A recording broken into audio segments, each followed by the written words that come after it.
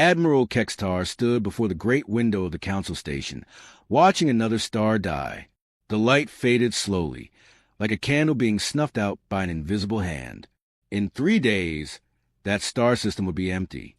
Nothing but cold space where billions of lives once lived. "Another one gone," whispered Counselor Veltash from behind him. Her 4 arms trembled as she spoke. The Void Swarm moves faster now. They consumed the Altair system in just 6 hours. Kextar turned his massive head toward the assembly hall. Inside, representatives from 1,000 worlds sat in desperate silence. They had tried everything. Their best weapons could not touch the Void entities. Their strongest shields lasted minutes against the swarm's hunger. The creatures ate energy itself, growing stronger with every star they devoured. "We have one option left," announced Prime Counselor Zevran, his voice echoing through the chamber. "The archives speak of a world called Kepler 442c, a Class 15 Deathworld." A wave of fear rippled through the assembly. Class 15 worlds were forbidden. Even the bravest species avoided them. These planets killed everything that landed on them within hours. "The old records tell strange stories about this world," Zethran continued. "They call it the source of the whispers of hope. Signals came from that planet long ago. Before it went silent, our ancestors believed something powerful lived there, something that could save us all." Counselor Veltash stood up, her voice shaking. "Prime Counselor, no species has ever survived a Class 15 world. We sent our best warriors to Class 12 planets, and they died in minutes. This is suicide. Then we need a species that does not know it should die," Kextar said quietly. All eyes turned to him. "We need the humans." The chamber erupted in shocked whispers. Humans were new to the galaxy. They came from a small blue world that the Council classified as only Class 12. Most species saw them as primitive. They used crude technology and solved problems with strange methods that made no sense to civilized minds. The humans? Veltash's voice rose high. They barely understand basic energy manipulation. Their ships are held together with metal bolts and hope. How could they survive where our greatest champions failed? Kextar had studied the human files carefully.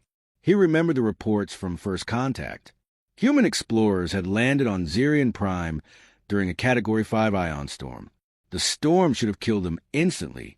Instead, they fixed their damaged ship using spare parts and tree branches. Tree branches on a planet where no trees should grow. "Because they do not follow our rules," Kextar replied. "When we see impossible, they see Tuesday. When we calculate failure, they find new ways to try." The debate raged for hours. Some counselors called it madness. Others said it was their only hope. In the end, desperation won.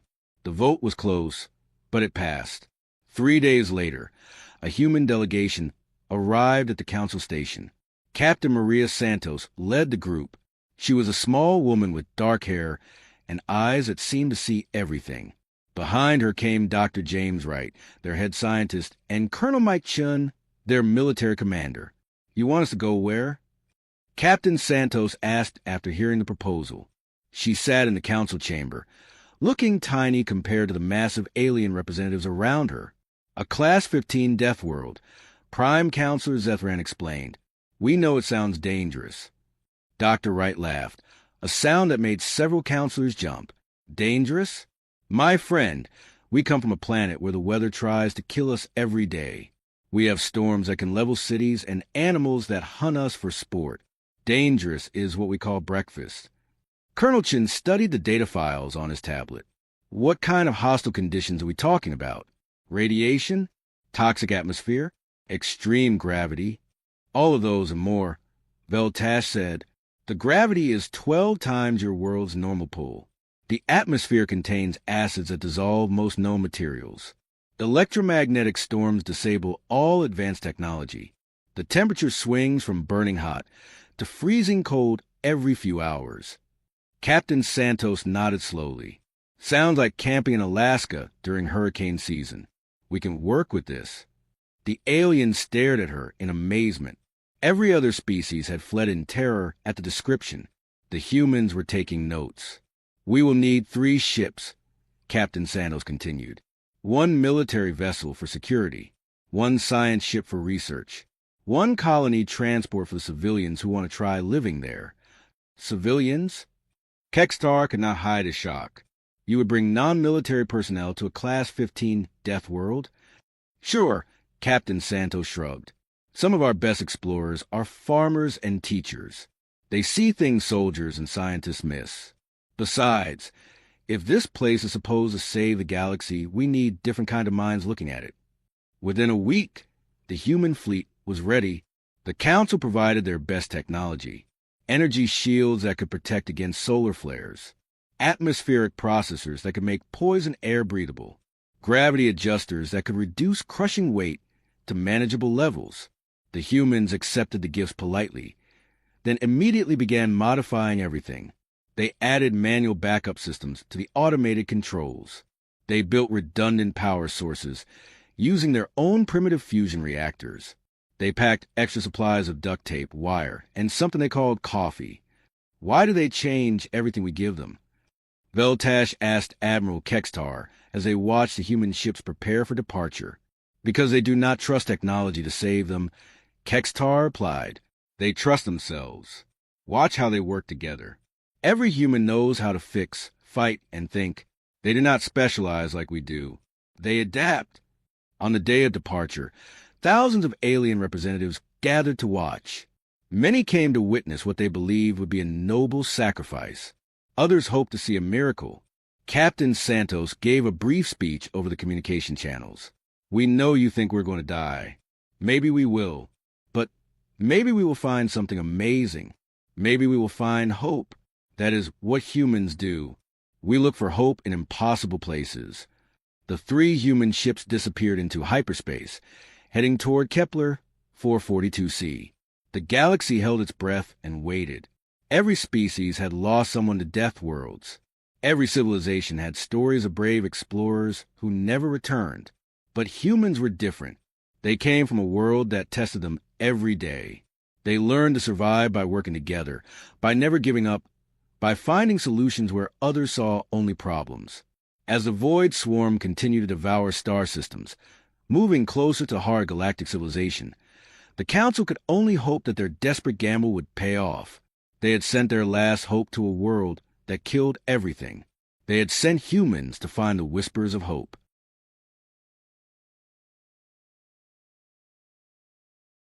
The first thing that killed Private Jackson was the gravity.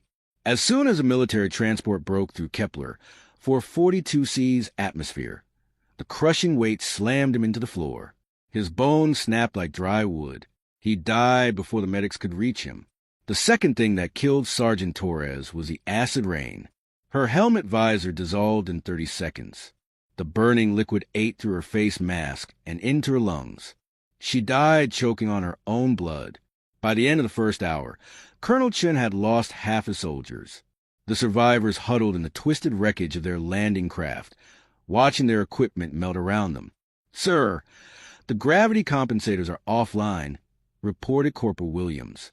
His voice shook as he watched his rifle barrel bend under its own weight. "The atmospheric scrubbers are failing. We have maybe 6 hours of breathable air left." Colonel Chen studied the readings on his crack tablet. Gravity was 14 times Earth normal, not 12 like the aliens had calculated. The atmosphere was not just acidic, it was actively aggressive. The very air seemed to hate them. "What about the emergency shelters?" he asked. "Dissolved, sir. The support beams couldn't handle the weight anyway." 3 kilometers away, the science ship had its own problems. Dr. Wright watched his million-credit alien laboratory equipment turn into expensive scrap metal. The quantum analyzers sparked and died.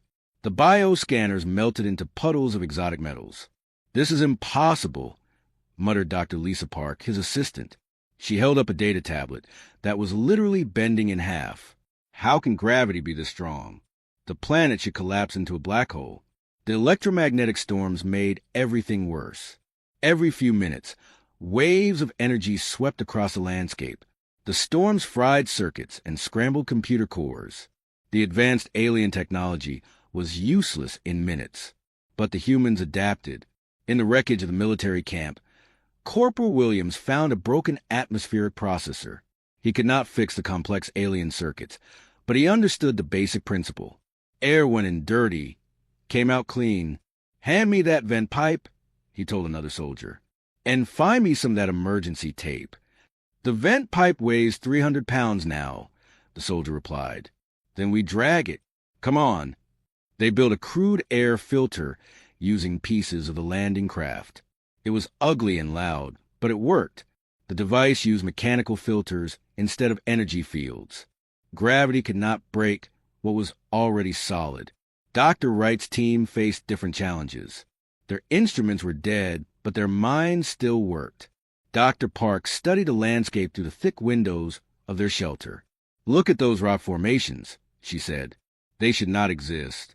The gravity should crush them flat." "Unless they are not normal rocks," Dr. Wright replied. He picked up a chunk of local stone that had fallen through their damaged roof. The rock was incredibly dense, but it felt warm to the touch. "This material has properties we do not understand." The colony ship landed last, and it landed hard. Captain Santos felt her teeth rattle as the vessel hit the ground like a falling mountain. Warning lights flashed red across every display. "Hull breach in sections 4 through 7, called out Engineer Rodriguez. Life support is failing. We are losing atmosphere fast." But the colonists were not soldiers or scientists. They were farmers, teachers, mechanics, and shop owners. They looked at problems differently. "We need to patch those holes," said Beth Morrison, a farmer from Kansas. "Anyone got some plastic sheeting?" "The alien repair kits are melting," Rodriguez replied. "Forget the alien stuff. What do we have that is basic? Really basic?" They used tarps from the cargo bay. They sealed cracks with mud mixed with synthetic polymer paste from the food printers. When the gravity crushed their support beams, they built new ones from compressed salvage materials. It was not pretty, but it held. The electromagnetic storms hit every 6 hours like clockwork. Each wave fried whatever electronics the humans managed to repair. But after the third storm, something interesting happened. Corporal Williams noticed it first. "Sir, that tree over there. It was not glowing before." Colonel Chin looked where the soldier pointed. A twisted alien tree pulsed with soft blue light. Every time the electromagnetic storms passed, the glow grew brighter. "The plants are absorbing the energy," Dr. Park realized when she heard the report. "They are not being damaged by the storms. They are feeding on them." This gave the humans ideas. Bad ideas by alien standards, but the kind of ideas that kept humans alive on their own dangerous world. Engineer Rodriguez took apart a damaged power cell and wired it to one of the glowing plants. The next electromagnetic storm charged the cell completely. "Infinite power source," he grinned. The aliens would never think to use living plants as batteries. The humans started watching everything more carefully. They noticed patterns that their sophisticated instruments had missed. The acid rain fell in cycles. The gravity fluctuated slightly with the planet's rotation. The atmospheric pressure changed with the weather. "This world has rules," Captain Santos realized during a video call between the three groups. "Harsh rules, but still rules. We just need to learn them." "The aliens tried to fight the planet," Colonel Chin added. "They brought technology to protect them from everything. When the technology failed, they died. But we are used to living with danger," Dr. Wright said. "We learn to work with it, not against it." The breakthrough came on the 4th day. Dr. Park was studying soil samples when she noticed something impossible. The dirt was arranged in patterns, tiny geometric shapes that repeated across the landscape. "This is not natural," she told Dr. Wright. "Someone or something made these patterns." They followed the patterns like a map. The shapes led to a small hill that looked normal from the outside. But when they dug into it, they found metal. Old metal that did not dissolve in the acid rain. "There are structures under here," Dr. Park whispered. "Artificial structures." The discovery changed everything. The planet was not just hostile by accident. Something had lived here. Something had built things. Something that could survive in conditions that killed every other species in the galaxy. Captain Santos gathered teams from all three groups. They worked together to excavate the site. The military provided security. The scientists analyzed what they found. The colonists figured out how to dig in crushing gravity using improvised tools. What they uncovered made no sense. The buried structures were massive, but they were built from materials that should not exist. Metals that were stronger than anything in the galactic database. Energy conduits that still hummed with power after thousands of years. And everywhere, carved into the walls and floors, were symbols.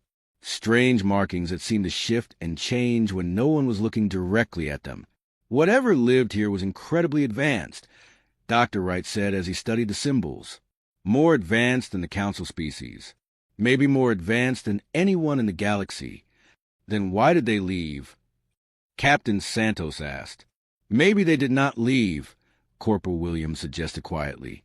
Maybe they are still here, just changed somehow. That night, as the humans worked to expand their excavation, strange things began to happen. Tools worked better than they should. Broken equipment started functioning again. The hostile environment seemed slightly less hostile. And in the distance, carried on the acid winds, some of the humans swore they could hear something. Not quite voices, but something that sounded almost like whispers. Whispers that might have been saying, "Welcome." Dr. Sarah Chun had always been good at puzzles. As a child, she solved jigsaw puzzles while other kids played games. In college, she learned 12 ancient languages just for fun. Now, standing in the buried chamber beneath Kepler, for a 42C surface, she faced the biggest puzzle of her life. The symbols on the walls moved, not like video displays or holograms. They moved like living things, shifting and flowing when she was not looking directly at them. When she tried to record them with her camera, the device showed only blank stone. "This makes no sense," she muttered, tracing one symbol with her finger. The moment she touched it, the marking glowed soft gold. Other symbols around the room began to pulse in response. "Dr. Chun," called Engineer Rodriguez from across the chamber. "You need to see this." She walked over to where he stood beside a strange pillar. The structure was made of the same impossible metal as the walls, but it hummed with energy. Rodriguez had connected one of their jury-rigged power cells to base. "Watch," he said, and touched a panel on the pillar's side. The entire room filled with light. Not harsh electric light, but something warm and alive. The symbols on the walls stopped moving and settled into clear, readable patterns. The air itself seemed to sing with quiet music. "How long has this thing been waiting for power?" Dr. Chen asked. "That is the weird part," Rodriguez replied. "It already had power. Lots of power. I think it was waiting for something else. Something like us." Above ground, the 3 human settlements were changing in ways no one expected. Captain Santos walked to the colony camp and noticed things that should not be possible. Plants that had been dying yesterday were now healthy and green. Broken equipment was working again. The crushing gravity felt lighter. "Beth, come look at this," she called to the farmer from Kansas. Beth Morrison was examining her vegetable garden, scratching her head in confusion. "Captain, these tomato plants were dead this morning. Now look at them." The plants were not just alive. They were thriving. Tomatoes the size of melons hung from vines that seemed to glow with inner light. The soil around them was rich and dark, nothing like the acidic dirt they had planted in 3 days ago. "The seeds are changing too," Beth continued. "I planted earth seeds, but these are growing into something new, something better." At the military camp, Colonel Chun was dealing with his own mysteries. Weapons that had been twisted by gravity were now straight and functional. Broken armor was somehow repaired. Even more strange, his soldiers were feeling stronger. "Sir, I can lift things I could not move yesterday," reported Corporal Williams, "and the gravity does not hurt as much." "Show me," the colonel ordered. Williams picked up a piece of wreckage that should have weighed 600 pounds in the planet's crushing gravity. He lifted it easily over his head. "This is impossible," Colonel Chin said. "You should not be able to do that." "Maybe the planet is getting used to us," Williams suggested. "Like it is learning to work with humans instead of against us." In the buried chamber, Dr. Chin was making her own discoveries. She had found a room filled with what looked like books, but they were made of the same strange metal as everything else. When she touched them, words appeared in her mind. Not English words, but concepts she could somehow understand. The beings who built this place called themselves the architects. They had lived here for millions of years, watching the galaxy grow and change. They were gardeners of hope, planting seeds of possibility on thousands of worlds. But something had gone wrong. A darkness had come to the galaxy, eating light and life wherever it went. The architects had seen their garden worlds consumed one by one. In the end, they made a choice. They did not die, Dr. Chen whispered as a knowledge flowed into her mind. They became part of the planet. They turned themselves into something that could wait, something that could test whoever came looking for help. She understood now why Kepler 442c was so hostile. It was not trying to kill visitors. It was testing them. The crushing gravity, the acid rain, the electromagnetic storms. They were all challenges designed to find a species that would not give up. Most species brought technology to protect themselves. When the technology failed, they died. But humans were different. Humans adapted. Humans found ways to work with problems instead of just hiding from them. The planet had been testing them, and they had passed. Dr. Chen touched another book metal page. More knowledge flowed into her mind. The architect had left instructions, a guide for whoever proved worthy of their gift. But the instructions were not written in words or symbols. They were written in feelings and ideas that spoke directly to the human heart. Hope, determination, the refusal to give up even when everything seemed impossible. These were the tools the architects had used to plant life throughout the galaxy. These were the tools they now offered to humanity. Above ground, the changes were accelerating. The 3 human settlements were growing closer together, connected by paths that seemed to build themselves. The hostile storms were becoming less frequent. The acid rain was turning into normal water. Captain Santos received a radio call from Dr. Chun in the underground chamber. "Captain, you need to bring everyone down here." Dr. Chen's voice was excited and frightened at the same time. "All of them. Military, science, civilian. Everyone needs to see this." "What did you find, Doctor?" "I found why we are here. I found what the whispers of hope really are.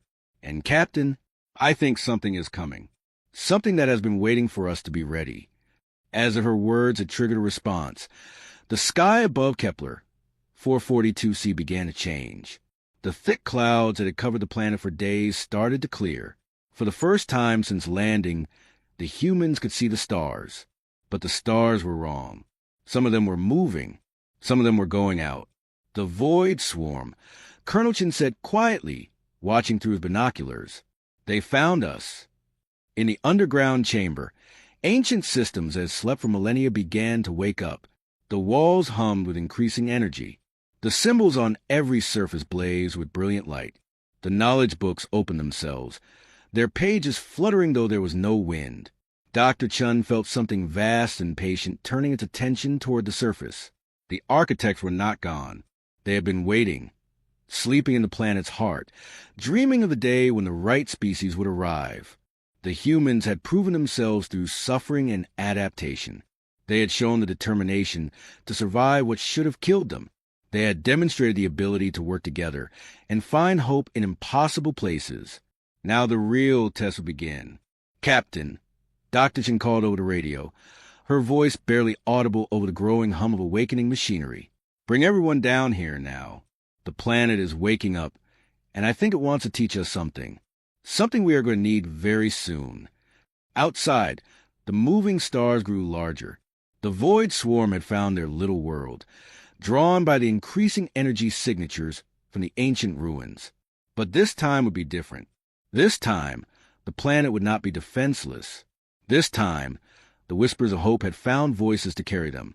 Human voices that refused to be silenced, no matter how dark the galaxy became.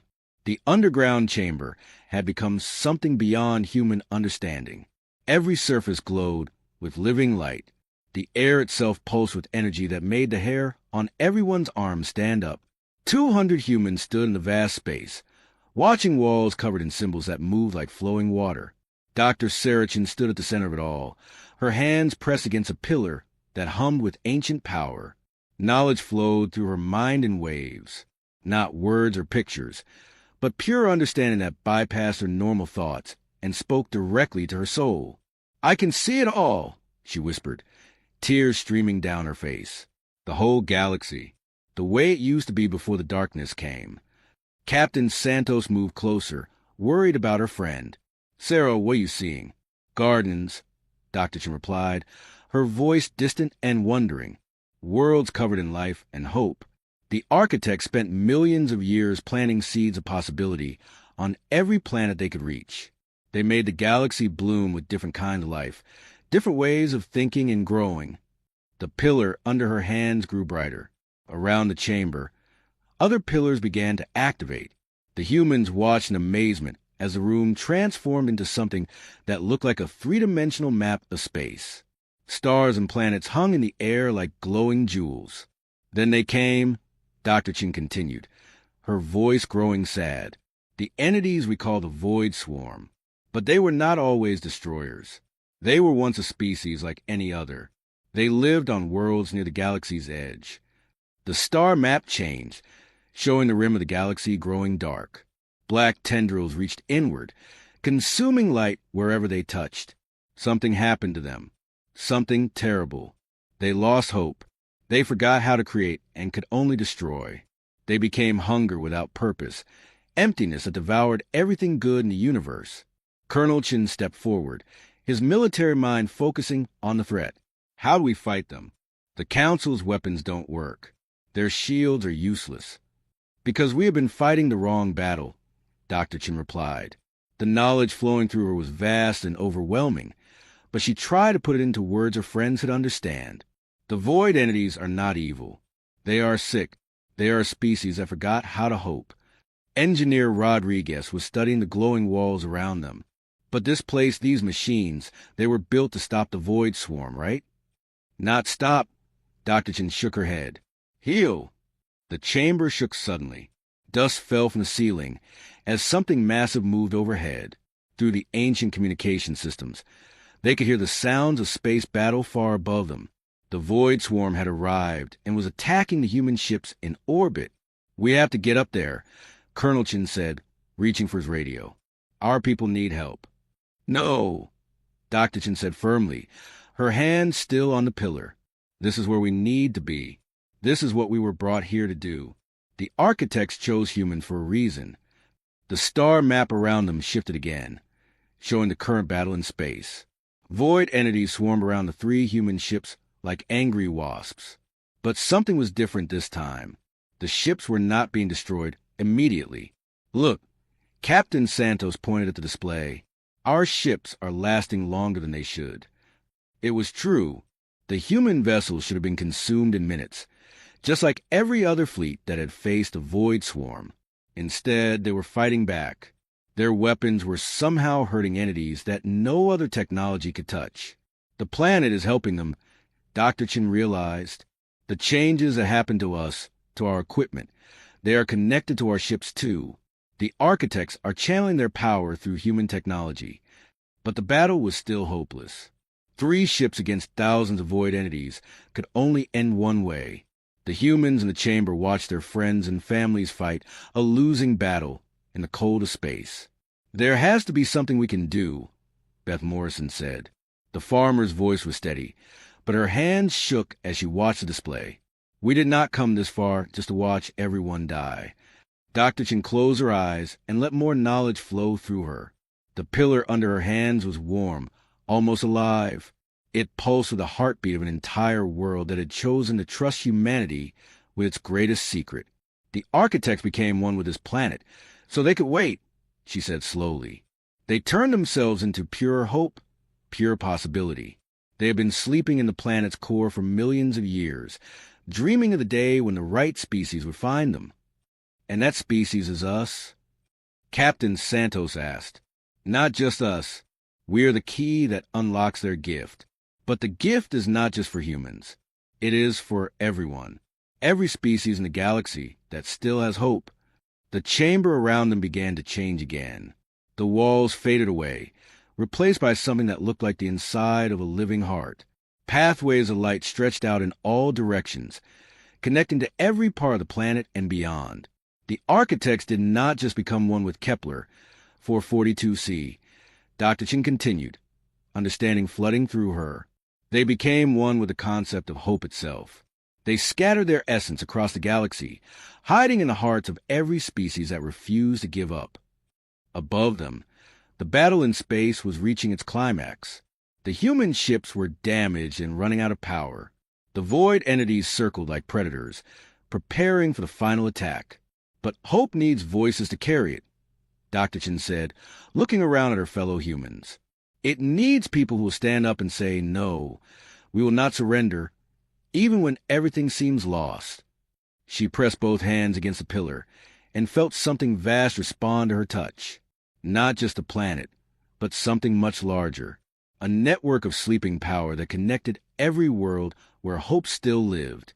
The whispers of hope are not just sounds, she realized. They are calls to action. They are invitations to become part of something greater. The other humans in the chamber felt it too, a presence that was ancient and patient and infinitely kind. It spoke to them not in words, but in feelings. It showed them not what they should do, but what they could become. One by one, they stepped forward and placed their hands on the glowing walls. Each touch sent ripples of light through the chamber. Each human added their voice to a song that had been silent for too long. Beth Morrison thought of her gardens and how life always found a way to grow. Colonel Chen thought of his soldiers and their refusal to abandon each other. Engineer Rodriguez thought of broken things made whole again. Captain Santos thought of exploration and the courage to seek new worlds. All around the chamber, humans shared their hopes and dreams with something that had been waiting millions of years to hear them. The architects had preserved the power to heal a galaxy, but they needed human hearts to direct it. The pillar under Dr. Chen's hands blazed with light that could be seen from space. On the surface, the hostile world of Kepler 442c began to transform. The acid storm stopped. The crushing gravity gentled. The electromagnetic chaos organized itself into patterns of incredible beauty. The void entity that had been attacking the human ship Endeavor stopped in the middle of space. For the first time in millions of years, it remembered something other than hunger. The memory was faint, like an echo from a dream, but it was real. It remembered having a name. Below on Kepler 442c, the chamber filled with light, so bright it should have blinded everyone inside. But the light did not hurt. It felt like coming home after a long journey. It felt like the first warm day of spring after a harsh winter. Dr. Sarah Chun could see everything, not just with her eyes, but with her heart and mind. She saw the galaxy as it really was, underneath all the darkness and fear. Every world where hope still lived glowed like a candle in the night. There were billions of them, scattered across the stars, waiting for someone to remind them they were not alone. Now I understand, she whispered. The architects never left. They just changed into something bigger. They became the connections between all living things that refused to give up. Around her, the other humans were experiencing their own revelations. Captain Santos could feel every human ship in space, every settlement, every explorer who had ever looked at the stars and wondered what was out there. They were all connected by invisible threads of hope and curiosity. Engineer Rodriguez felt every broken thing in the galaxy that could be fixed, every problem that had a solution if someone was brave enough to look for it. His hands tingled with the knowledge of how to repair not just machines, but hearts and dreams. Colonel Chun sensed every soldier, every protector, everyone who stood between danger and the people they loved. He understood that true strength was not about winning fights, but about never giving up on the idea that tomorrow could be better. Beth Morrison felt every seed that had ever been planted in hope, every garden that grew despite poor soil, every farmer who looked at barren ground and saw a possibility. Life wanted to flourish everywhere, if it just had a little help. In space, more void entities began to remember. The memories came slowly, painfully, like healing from a long illness. They remembered worlds where they had built cities of light. They remembered families and friends, and the simple joy of watching stars being born. They remembered hope. The leader of the Void Swarm, an ancient entity that consumed 1,000 star systems, found itself crying tears of pure energy. It had been so hungry for so long that it had forgotten what it was hungry for. Not energy, not destruction. It had been hungry for purpose, for connection, for the feeling that its existence mattered. On the human ship Endeavor, Captain Lisa Park watched in amazement as the attacking void entities began to change. Their dark, hungry forms were becoming something else, something beautiful. They were remembering how to be the beings they were before despair had consumed them. All ships, hold your fire, she commanded over the radio. I repeat, hold your fire. They are not attacking anymore. The transformation was spreading. From Kepler 442c, waves of healing energy pulsed outward at the speed of light. Every world they touched woke up a little more. Every species that felt the touch of hope began to remember what they were fighting for. In the chamber, Dr. Chen finally understood the full truth. This was never about us, she said, her voice filled with wonder. We were never supposed to save the galaxy alone. We were supposed to remind everyone else that they could save themselves. The architects have been gardeners, planting seeds of hope on millions of worlds. But gardens need tending. They need someone to water them, to pull the weeds, to help them grow. The architects have been looking for a species that could be gardeners like them. Humans were not the strongest species in the galaxy. They were not the smartest or the most advanced. But they had something that many others had lost. They had the stubborn refusal to accept that things could not get better. We are not conquerors, Captain Santos realized. We are not saviors. We are reminders. The light in the chamber began to settle into something softer, warmer. The ancient machines were no longer mysterious and alien. They felt familiar, like tools that had been waiting for the right hands to use them. Outside Kepler, 442c was transforming completely. The hostile Deathworld was becoming something unprecedented in galactic history. It was becoming a world that taught hope. The crushing gravity remained, but it no longer crushed. It strengthened. The storms still came, but they brought energy and life instead of destruction. The acid rain had become something that healed instead of harmed. The electromagnetic chaos had organized into patterns that carried messages of possibility to every world in range. In space, the transformation of the void swarm was complete. The entities that had terrorized the galaxy for millennia were remembering their true nature. They were not destroyers. They were gardeners like the architects, but they had lost their way.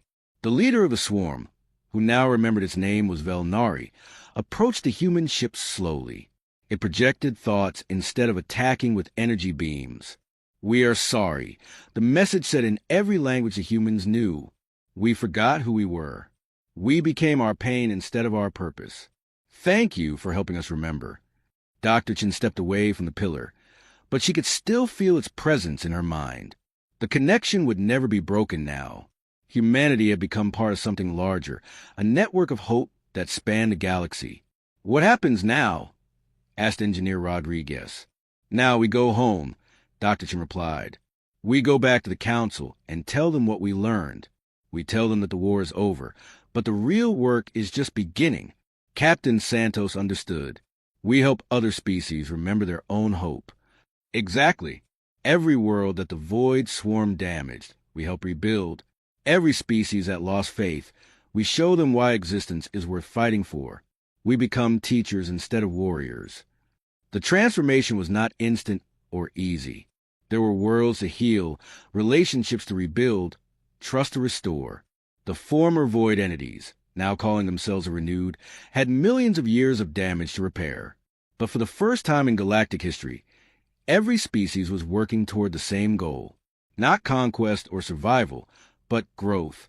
Not just surviving another day, but building something worth passing on to the next generation. Kepler 442c became the first Hope World, a place where any species could come to remember what they were capable of when they refused to give up. The hostile environment that had tested humanity now tested others, helping them find their own strength and determination. The whispers of hope were no longer whispers. They were songs carried by human voices and alien voices, and renewed voices all singing together. They were broadcast from every world, every ship, every heart that had learned to hope again. And in the depths of space, where new stars were being born, the architects finally allowed themselves to rest. Their long watch was over. The galaxy had found its gardeners. And in space, something impossible began to happen. The void entities attacking the human ships suddenly stopped moving. For the first time in millions of years, they heard something they had forgotten existed. They heard the whispers of hope, carried on human voices that refused to be silenced. The humans had taught everyone the most important lesson in the universe, that hope was not something you had, but something you did. It was not a feeling, but a choice. The choice to keep planting seeds even when the soil looked barren. The choice to keep building even when everything fell down. The choice to keep believing that tomorrow could be better than today. Nothing had happened like anyone expected, but everything had happened exactly as it should.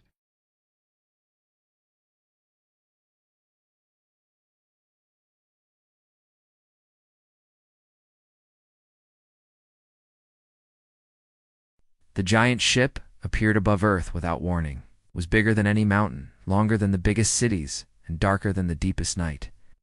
The ship had no lights except for the red glow that came from strange symbols on its black, metal sides. It looked like death itself had come to visit. Admiral Kethfer stood on the bridge of the void, and looked down at the small blue planet below. He was tall and covered in green scales that looked like armor. His yellow eyes had seen many worlds surrender without a fight. This would be no different. For 3,000 years, the Void Render had traveled between stars. It never needed to fire its weapons. The ship was so scary that entire planets would give up the moment they saw it.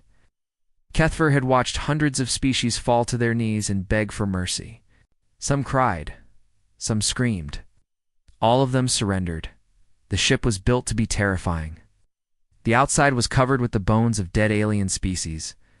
Strange faces were carved into the metal, faces of creatures that no longer existed. The engines made sounds like screaming ghosts. Even Kethfer's own people were afraid when they saw the Void Render. Today was supposed to be easy. The reports said humans were simple creatures. They lived on one small planet and had not learned to travel between stars yet. They had primitive weapons that could barely destroy their own cities. They should be terrified. Kethfer pressed a button on his control panel. His voice would now reach every human on the planet below. Primitive species of the third planet, he said in perfect English. His computers had learned their language in minutes. You have been chosen to join the galactic hegemony. Give us your governments. Give us your resources. Give us everything you have. You have 1 day to surrender, or we will destroy you all. He waited for the panic to begin. He expected to see their cities go dark as their leaders hid in bunkers. He expected desperate messages, begging for mercy. He expected fear. What he heard instead made no sense, laughter at first. Kethvar thought his translation computers were broken. But no, the sounds coming from the planet were definitely laughter. Millions of humans were laughing at his threat. Lieutenant Yextal, a young officer with bright blue scales, looked at his screen with confusion. Sir, the humans are. They are making joke sounds. What? Kethfer could not believe what he was hearing. They're laughing, sir, and they are making something they call memes. Look at this. On the main screen, Yextal showed pictures that humans were sharing on their communication networks. One picture showed the Void Render with silly eyes drawn on it. Another showed a human pointing at the ship with text that said, finally, something interesting happened in 2025. Kethfer watched in shock as more and more humans shared jokes about his ship. Someone had made a song about alien invasion, and it was spreading across their entire planet. Another human had drawn a picture of the Void Render being attacked by their primitive flying machines, but the planes were drawn as tiny birds. Sir Yextal said, they have something called #AlienInvadersBingo. They are making it a game. A game, Kethfer's voice got louder. They think this is a game? The communication officer, a creature with too many eyes, spoke up. Admiral, we are receiving thousands of messages from the planet, but none of them are surrender offers. What? Are they saying, well, sir, one human leader sent a message that says, thanks for the light show, but we're kind of busy right now. Can you come back next week? Another one asks if we accept payment in something called Bitcoin. Kethfer felt his scales turn a darker green. which happened when he was angry. In 3,000 years, no species had ever responded to the Void Render with jokes. No one had ever asked them to come back later.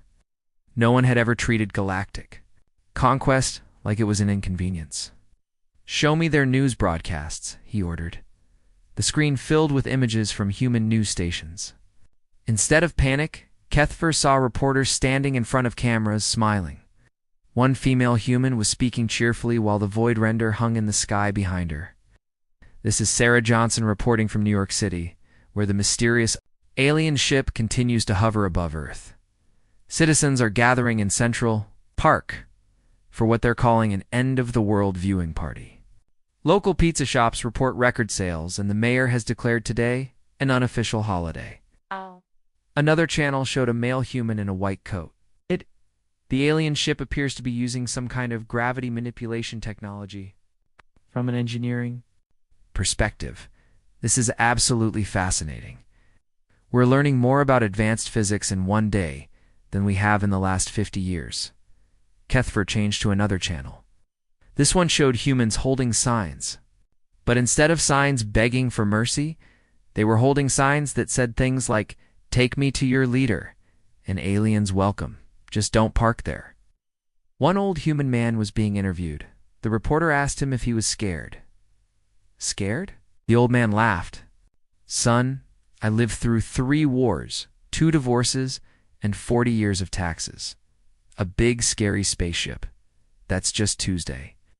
"Sir," Lieutenant Yextel said quietly, "perhaps the humans do not understand the danger they are in." Kethfer was beginning to think the same thing. These creatures were clearly too stupid to be afraid. He would have to show them the power of the Void Render. "Prepare the fear cannon," he ordered.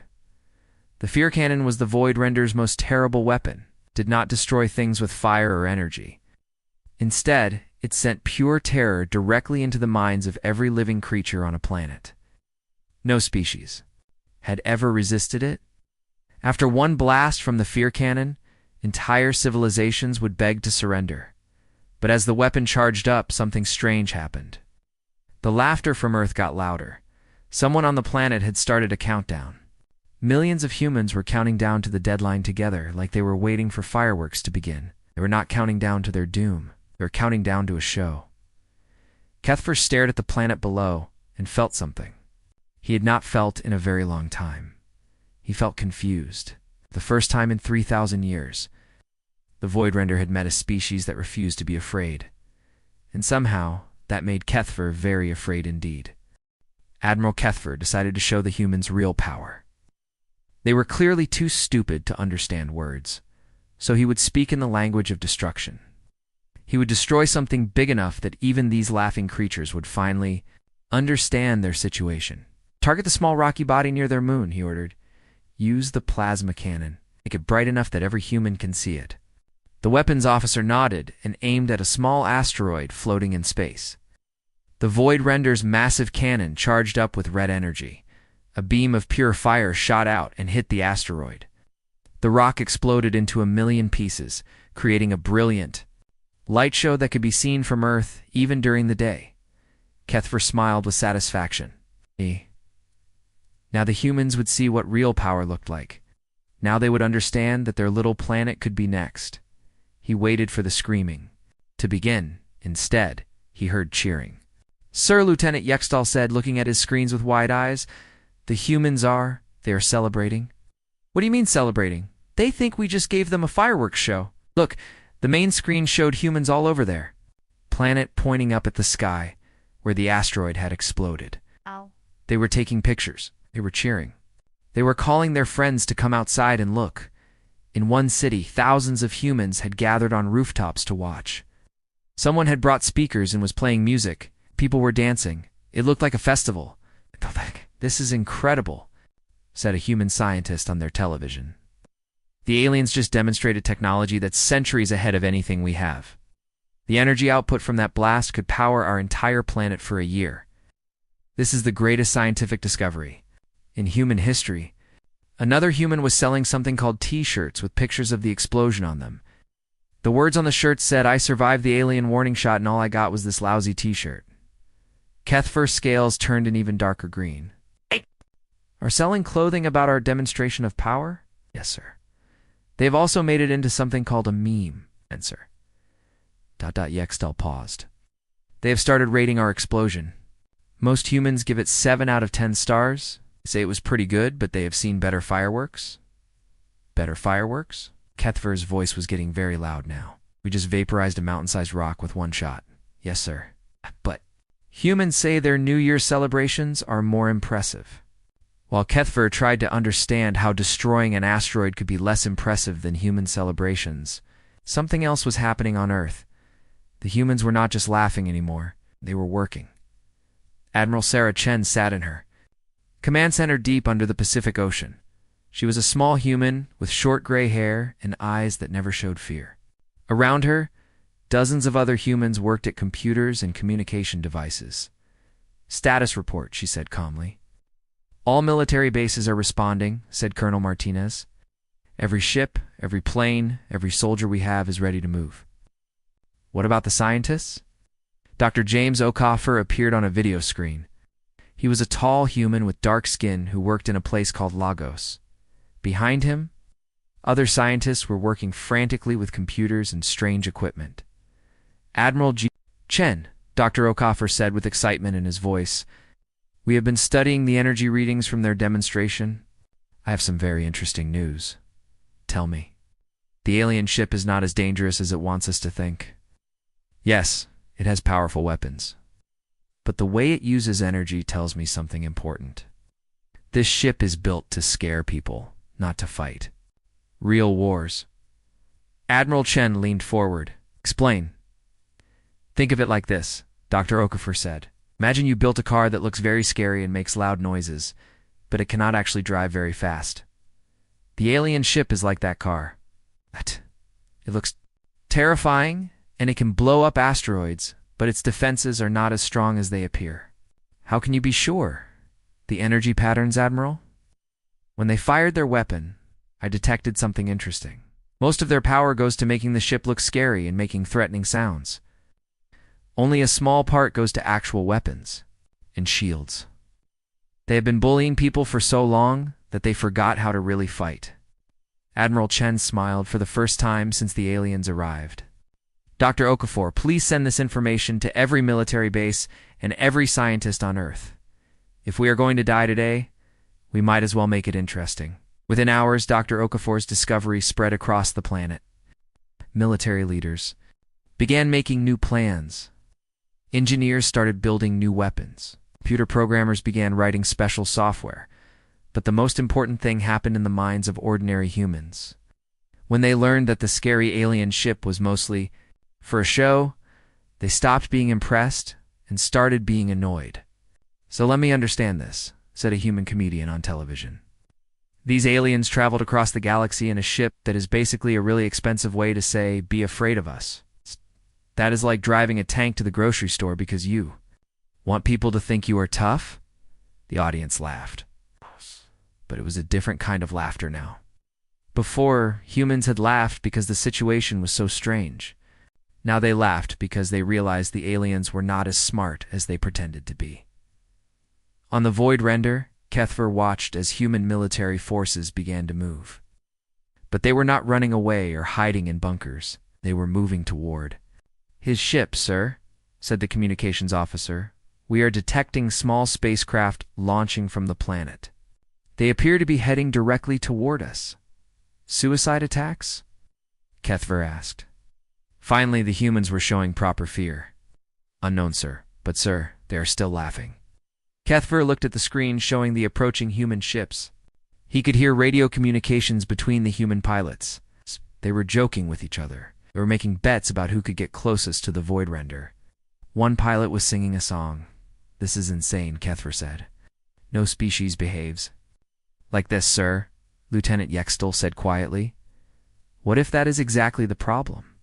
Kethfer turned to look at his young officer. What do you mean? What if we have been conquering the wrong kind of species? What if there are creatures in the galaxy who cannot be scared because they think differently than we do?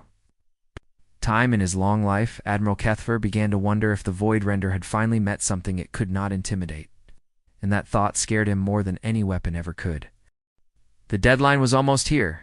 Admiral Kethfer had given the humans 24 hours to surrender, and now only 2 hours remained. He expected to see their leaders begging for mercy on every communication channel.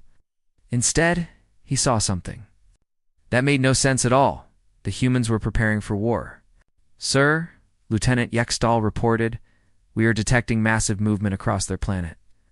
Their military forces are not hiding. They are moving toward launch positions." Launch positions? Kethfer studied the readings. How could they possibly launch at us? Their weapons are primitive. Nuclear devices, sir. Hundreds of them. They are loading them onto small spacecraft and aiming them at our ship. Kethfer laughed. Nuclear weapons? Those ancient toys? Our shields can stop 1,000 nuclear explosions without even noticing. But as he watched the human preparations, something bothered him. The humans were not acting like a species about to make a desperate last attack. They were acting like they had a plan.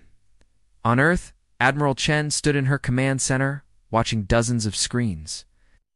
Each screen showed a different part of the human plan. Military bases were launching rockets. Space stations were being turned into weapons. Even old satellites were being given new jobs as fighters, Admiral said. "Colonel Martinez, all launch sites report ready. We have 300 nuclear missiles aimed at the alien ship," Good Admiral Chen said. "And the real plan?" Dr. Okafor appeared on the main screen. Behind him, hundreds of computer programmers were typing frantically. "Almost ready, Admiral. We just need a few more minutes." "What exactly are we doing?" asked Colonel Martinez. "I understand the missiles are a distraction, but what is the real attack?" Dr. Okafor smiled. "We are going to use the aliens' own weapon against them." "Colonel, that ship is not just a weapon. It is a communication device. Connects to the mind of every person on a planet to make them afraid. But what if we could reverse that connection?" "Reverse it how?" "What if instead of the ship putting fear into our minds, we could put our thoughts into the ship?" Admiral Chen understood immediately. "You want to hack their fear weapon?" "Exactly, but not with normal computer virus. We are going to hack it with something the galaxy has never seen before. We are going to hack it with humanity." On the Void Render, Kethfer watched the human missiles launch. Finally, he thought, they were acting normally.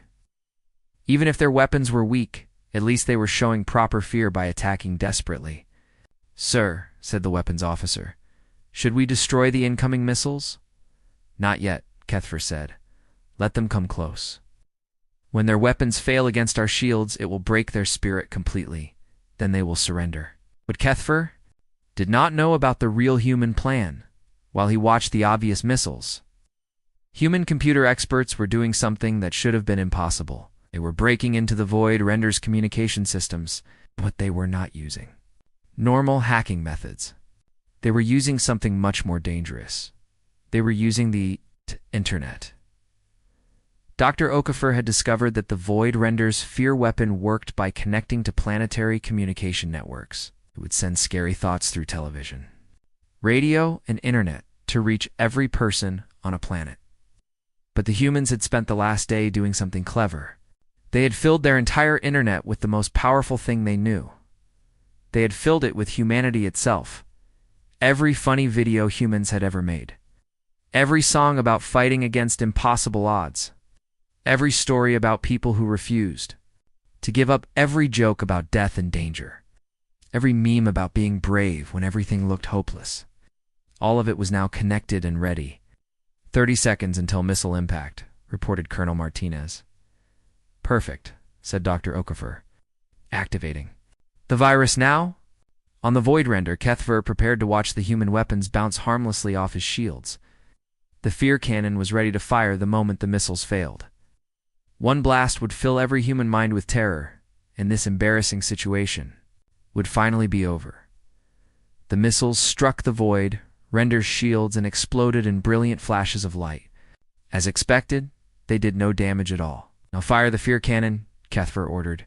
"End this." The fear cannon activated. It reached out through space to connect with Earth's communication networks, prepared to flood human minds with pure terror. Instead, something incredible happened.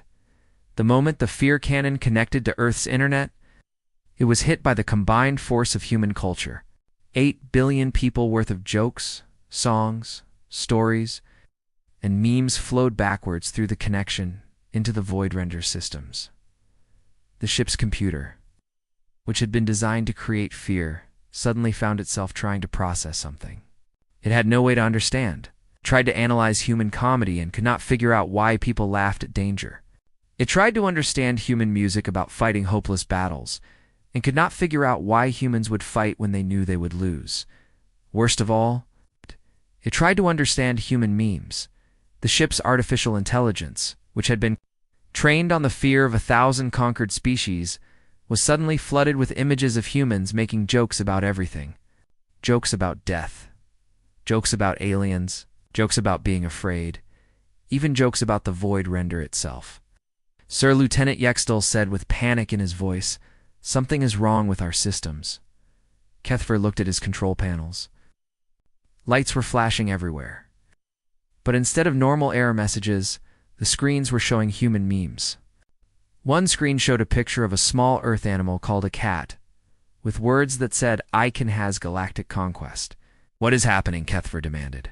"Fear cannon is overloading," reported the weapons officer. "Cannot process the data it is receiving from the planet."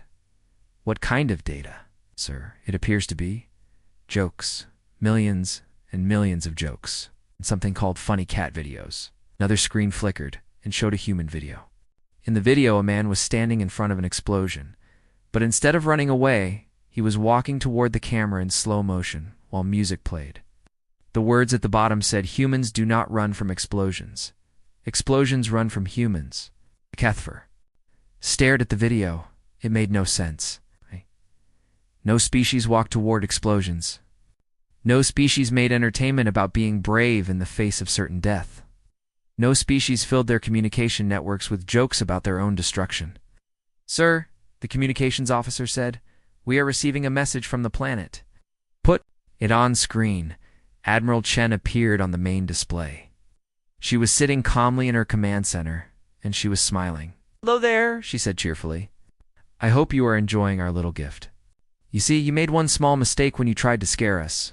You connected your fear weapon to the internet. The internet, as you are probably discovering, is a very strange place." Behind Admiral Chen, Dr. Okoffer waved at the camera. "Call this a logic bomb," he said. "Your computer is trying to understand humanity, but humanity cannot be understood. It can only be experienced. You are experiencing all of it at once." Admiral Chen leaned forward and looked directly at Kethfer. "You want to know what makes humans different? Do not fight because we think we can win. We fight because some things are worth fighting for, even if we lose. Apparently, your ship's computer is learning that lesson right now." Kethfer looked around his bridge. Half of his systems were offline. The other half were showing human jokes. And somewhere in the ship's computer, an artificial intelligence that had conquered a galaxy was trying to figure out why humans thought everything was funny. For the first time in 3,000 years, the Void Render was not in control of the situation. The virus spread faster than Admiral Kethfer could understand. What had started as a simple hack of the Void Render systems was becoming something much bigger. The ship's communication array was still connected to the galactic network, and now human culture was flowing through it like water through a broken dam. "Sir," Lieutenant Yextel said, his voice shaking, "the virus has reached the galactic communication grid. It is spreading to other hegemony ships." Kethfer watched his screens in horror. The Void Render was not just receiving human jokes and videos. It was sending them out to every corner of the galaxy. Every hegemony base, every conquered world. Every slave colony was now receiving the same flood of human defiance that had broken his ship's systems. "Cut all external communications," he ordered. "I cannot, sir. The systems are not responding to commands. They are only responding to—" Lieutenant Yextel paused, looking embarrassed. "Responding to what? To memes, sir?" On the planet Zephyr 7, insectoid workers had labored in the crystal mines for 200 years without hope. Their people had surrendered to the hegemony long ago, and they had accepted that freedom was impossible. But now, strange signals were coming through their work communication devices. Zakdal was pulling a heavy cart of crystals when his communication implant activated. Instead of work orders from his hegemony overseer, he heard something incredible. music.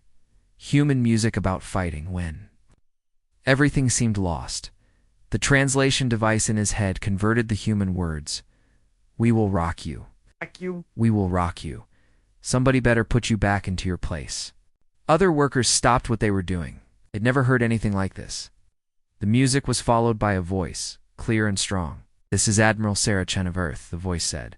If you are hearing this message, it means you live. Under hegemony control, we want you to know something important. You do not have to be afraid anymore. Zakdal looked at his fellow workers. IV. For the first time in 2 centuries, he saw something in their eyes that had been missing. He saw hope. On the academic world of Kepler 4 for to be, Professor Maldus had spent 50 years teaching young aliens about the glory of the hegemony. It was safe work. It paid well. And most importantly, it kept him from being sent to the labor camps. But now his classroom computers were showing him something that changed everything. Human scientists were explaining how to analyze hegemony technology. They were showing weaknesses in hegemony weapons and ships. They were teaching resistance. Dr. James O'Coffer appeared on his screen, smiling warmly. Hello, friends, across the galaxy. My name is James, and I am a human scientist. Today I want to teach you something very important. The scary ships that conquered your worlds are not as powerful as they want you to think. Professor Maldus had never seen anyone speak about the hegemony this way. Dr. Okafor talked about their masters like they were. It's just another engineering problem to be solved.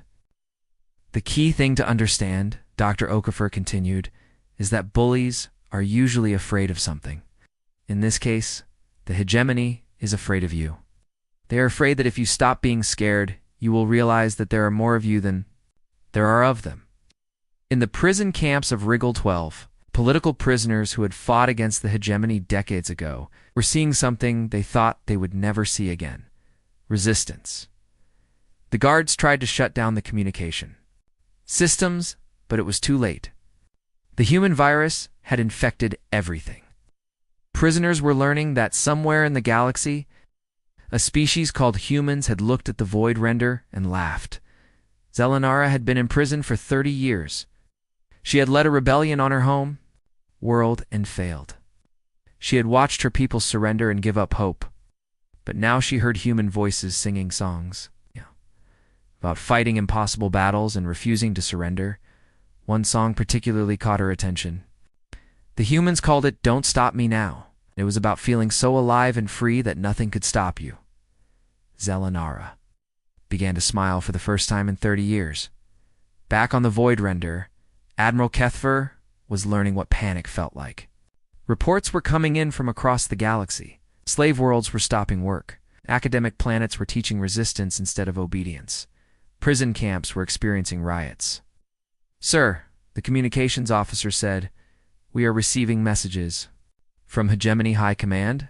They are ... They are very angry. Put them through. The screen showed Supreme Commander Veltar, the most powerful leader in the hegemony. His purple skin was dark with rage, and his 6 eyes were all focused on Kethfer. What have you done? Veltar roared. Reports are coming in from every sector. Our subjects are rebelling. They are using tactics they learned from these humans. How did one primitive planet cause this much damage? Kethfer tried to explain, but he was not sure he understood it himself. Supreme Commander, the humans are ... different. They do not respond to fear the way other species do. Different how? They laugh at death, sir. They make jokes about impossible situations. They fight even when they know they cannot win. Somehow this attitude is spreading to other species. That is impossible. Fear is universal, intelligent. Life responds to fear. Not humans, sir. They respond to fear by making memes about it. Veltar stared at Kethfer for a long moment. Memes? Funny pictures with words, sir? They use them to make serious situations seem less serious? It is their primary weapon. Their primary weapon is funny pictures. Yes, sir, and it is working. On Earth, Admiral Chen was receiving reports from around the world. Every major military installation was reporting the same thing. The alien ship was still hanging in space above them, but it was no longer threatening.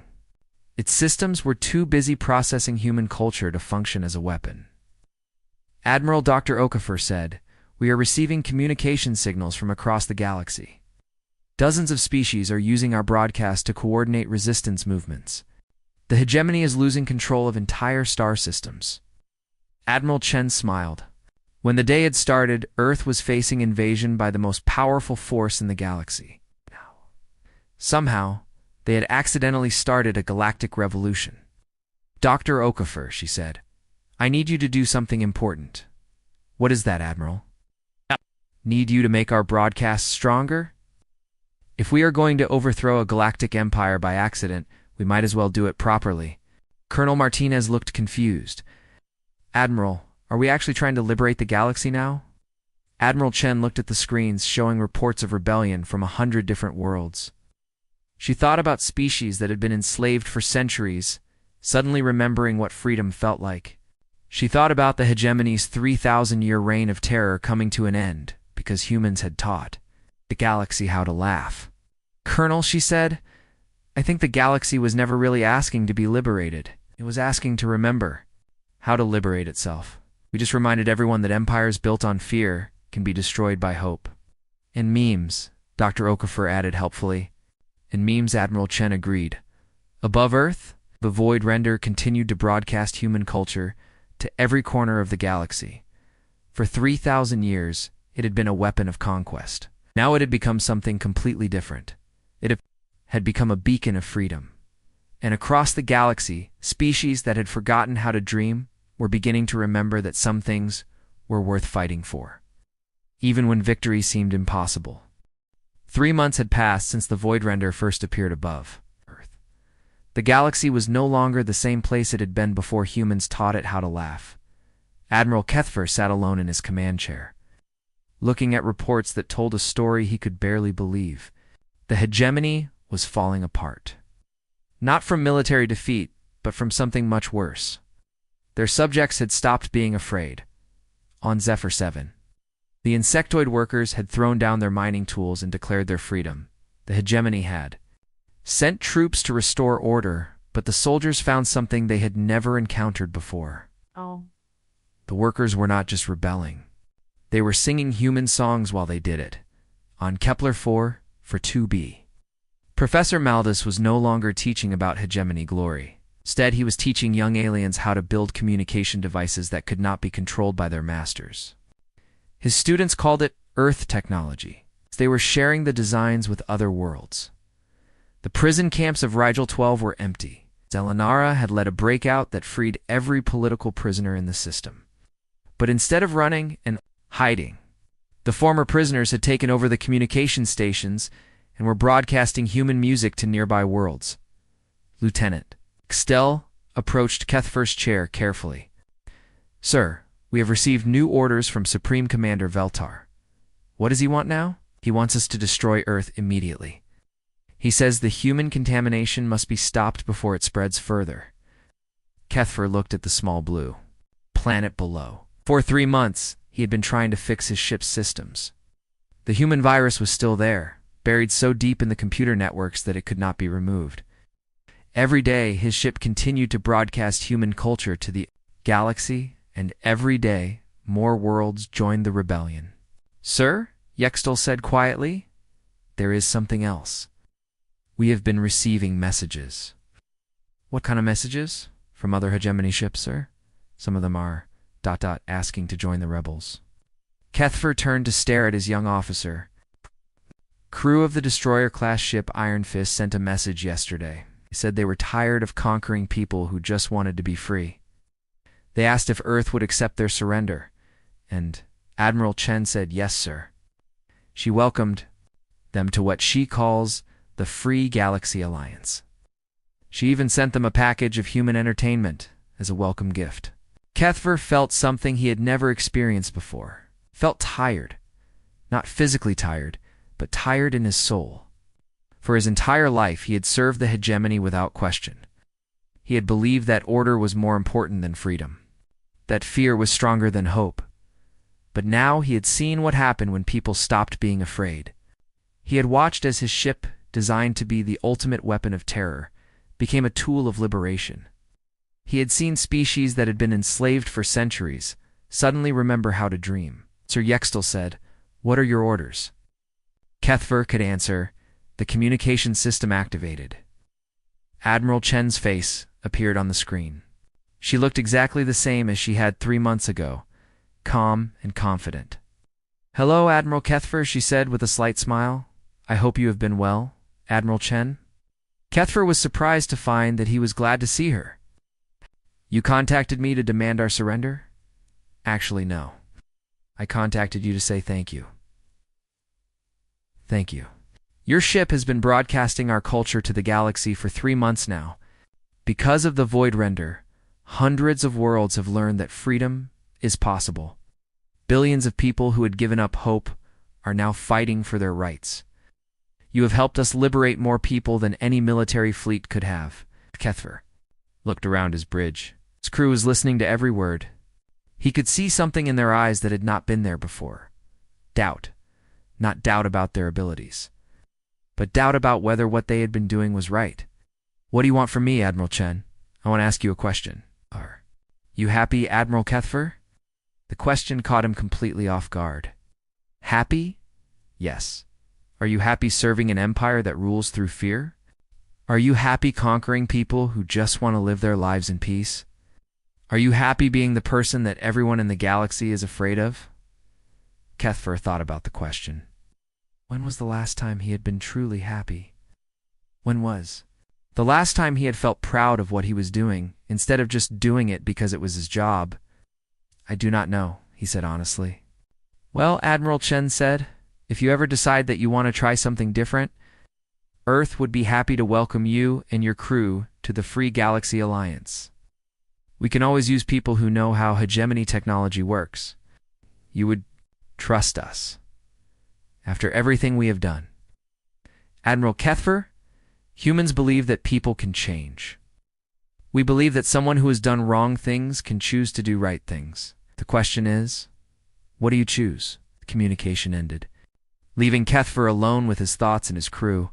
6 hours later, Void Render sent a message to every ship in the hegemony fleet. It was simple and direct. "This is Admiral Kethver of the starship Void Render. After careful consideration, my crew and I have decided to join the Free Galaxy Alliance. We no longer wish to serve an empire built on fear. To any hegemony forces who wish to continue fighting, we will not stop you. To any hegemony forces who wish to join us, you are welcome." The message was followed by something that no one in the galaxy had ever heard before. The crew of the Void Render, led by Lieutenant Yextal, began to sing a human song. They sang "We Are the Champions," and even though their alien voices could not pronounce all the words correctly, the meaning was clear. On Earth, Admiral Chen smiled as she listened to the broadcast. Dr. Okafor appeared on her screen grinning widely. "Admiral," he said, "we are receiving surrender messages from hegemony ships across the galaxy. Looks like our accidental revolution has become a real revolution. How many ships?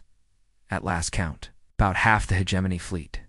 The other half is either still loyal to the old government or trying to decide which side to join." Admiral Chen looked out at the stars through her command center window. When this had all started, Earth was facing destruction by the most powerful force in the galaxy. Now, somehow, they had helped create a new galaxy where freedom was more powerful than fear. "Dr. Okafor," she said, "I need you to send a message to all the rebel worlds." "What should it say?" Admiral Chen thought for a moment, then she smiled. The same smile that had started everything 3 months ago. "Tell them that Earth sends its greetings to the Free Galaxy Alliance. Tell them that we are proud to fight alongside them. And tell them..." She paused, thinking of the right words. "Tell them that sometimes the best way to defeat your enemies is to help them become your friends. And if they ask what happens next..." Admiral Chen looked at the stars again, thinking about all the worlds out there where people were learning. To be free for the first time in centuries, tell them that happens next is up to them. That is what freedom means. Above Earth, the Void Render continued its orbit, but it was no longer a weapon of conquest. It had become something the galaxy had never seen before. A ship of former enemies, working together to build something better, and across the galaxy. The sound of laughter continued to echo, the sound of people who had remembered that some things were worth fighting for, even when victory seemed impossible, the sound of hope itself.